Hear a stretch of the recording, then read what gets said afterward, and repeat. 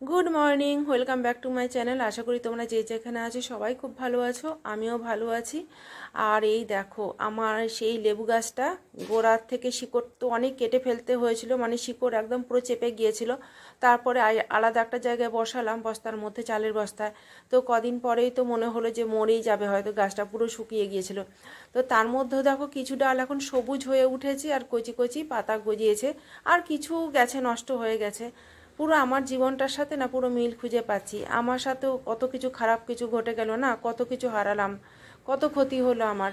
কিন্তু তারপরও এই গাছটাকে তো দেখছি কত শিকড় নষ্ট হয়েছে, ছিঁড়ে গেছে, আবার ধীরে ধীরে কিছুদিন তো কষ্টই পেয়েছিল, সব পাতা টাতা ঝরে গিয়েছিল, আবার মানে নতুন শিকড় গজিয়েছে, আবার মাটিকে আঁকড়ে ধরেছে, ধরে তার মধ্যে আবার কচি কচি পাতা গজাচ্ছে। আবার একদিন এই গাছটাই ফুলে ফলে ভরে উঠবে।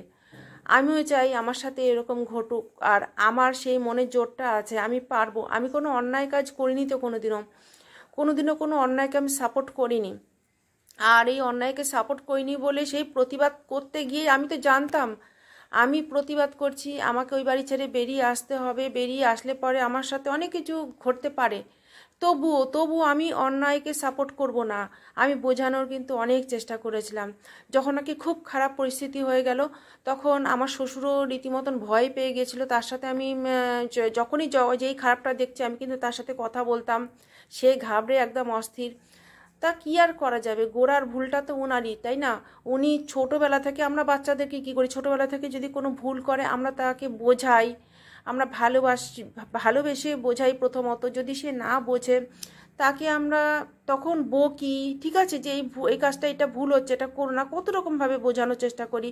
আমরা কত ভয় পাই যে বড় হয়ে যদি কোনো বাজে কাজ করে, হ্যাঁ, তাহলে তো কষ্টটা ওই পাবে, তাই না? তা সেটা উনি করেননি। উনি করেননি। ইভেন এত ড্রিঙ্ক করতো, উনি কেন বিয়ে দিলেন ছেলেকে? আর তারপরে কি জানো তো, কোনো আত্মীয় স্বজন কাউকেই না জানায়নি এই বিষয়টা, কাউকে না, গোপনে খুব হুড়োহুড়ি করে বিয়েটা দিয়েছেন। আর ভুল ওদের কেন, ভুল আমাদেরও ছিল। আমরা কেন বিশ্বাস করলাম, অত অল্প দিনের পরিচয় বিয়েটা কেন করলাম? 7 দিনের পরিচয় একটা বিয়ে, ভাবতে পারো? সত্যি তো অনেক ভুল করেছি, আর ভুল করলে তার পাপের শাস্তি তো আছেই। হ্যাঁ, এটা বলবো না যে আমি কিন্তু এই যে বিয়েটাতে যে রাজি হয়েছিলাম, আমার মনে হয়েছিল হয়তো ভালো। এর আগে অনেক সম্বন্ধ এসেছিল, ঠিক আছে। একজনের গায়ের রং খুব কালো ছিল, খুব কালো ছিল বলে আমি ভয় পেয়েছিলাম। আরও একটা কথা, সেটা অনেকটা দূর থেকে এসেছিল, শুধু একটা না, বেশ অনেকগুলো সম্বন্ধ এসেছিল। তো হয়তো আমি সৌন্দর্যকেই বেছেছিলাম, দেখতে সুন্দর, একে দেখতে সুন্দর ছিল, ওই যে দেখতে সুন্দর পলাশ ফুল, গুণ নেই কিছু, ওই রকম ব্যাপারটা। আমার লাইফটাই না নষ্ট হয়ে গেল। আর আমার দিদি বা দিদা কিন্তু ও তো দোজবর, আমার তো আগে কোনো আর বিয়ে হওয়া ছিল না, আমি তো আনম্যারিড মেয়ে ছিলাম। আর ও তো আগে একটা বিয়ে হয়েছিল, সেটা তো খবরের কাগজেই দিয়েছিল যে পথ দুর্ঘটনায় 28 দিনের মাথায় বউ মৃত। তো তাহলে কি হচ্ছে, ওকে আমি বিয়ে করলাম, আমি দোজবরে বিয়ে করলাম। এটা আমি তো মানে সমাজ সেবা করতে গিয়েছিলাম বলতে পারো, বা একটা মানুষকে কেন ক্ষতি বলা হবে? ওর কোনো দোষ নেই, ওর সাথে এরকম ঘটেছে বলে কি লাইফটা নষ্ট হয়ে গেল? তো আমি রাজি হয়েছিলাম, আর ফোনটা করেছিলাম খবরের কাগজ দেখে। তো সঙ্গে সঙ্গেই এসে পড়েন আমার শ্বশুর এই বাড়িতে, আর সঙ্গে সঙ্গে দেখে পছন্দ। আর যেদিন দেখতে আসেন তার পরের দিনই ছেলে আর ছেলেকে, তারপরে নিজের বউকে, সবাইকে নিয়ে, পুরো ফ্যামিলি নিয়ে আসেন, পছন্দ হয়ে যায়। তো হুড়োহুড়ি করেন। তো তারপরও বিয়ে যখন রেডি হয় তখনও কিন্তু বারবার আমার দিদি বলছিল, করিস না, এখানে করিস না, তুই সুখী হবি না, আমরা পছন্দ করছি না, সবাইকে কি কৈফিয়ত দেবো, দোজবরে তোর বিয়ে হয়েছে। তো আমি কিন্তু তাদের কথা শুনিনি, আর সেই জন্যই সেই পাপের ফল আজকে আমি ভোগ করছি। আমি বুঝতে পারছি আমার দিদির কথা না শুনে, আমার দিদার কথা না শুনে আমি কত বড় ভুলটা করেছি। খোঁজ খবর নেওয়া উচিত ছিল অনেক। বিয়েটা কি একটা খেলা নাকি? আমি এটাকে মনে হয় খেলাই মনে করেছিলাম, সেই জন্য আজকে আমার জীবনটা এরকম হয়ে গেল। তো যাই হোক, ওই যে তোমাদেরকে ফুল গাছটা দেখালাম, পুরো শিকড় টেকড় ছিঁড়ে গেছে এলো, কীভাবে আমি নিজেই তো কেটে দিয়েছি। কারণ কি, জঙ্গল মতন হয়ে গেছিলো, বা হয়তো ভেবেছিলাম ওইটাকে ভালোভাবে অন্য জায়গায় বসালে সুন্দরভাবে এটা বাঁচবে। তো যাই হোক, প্রথমত তো কীরকম হয়ে গেছিলো, তারপরে তো দেখো যেটা মরার সেটা মরেছে, কিন্তু যেই ডালগুলো বাঁচার, যেগুলো সুস্থ হওয়ার, পুরো গাছটাই কিন্তু ধীরে ধীরে আবার কচি পাতা গজাচ্ছে।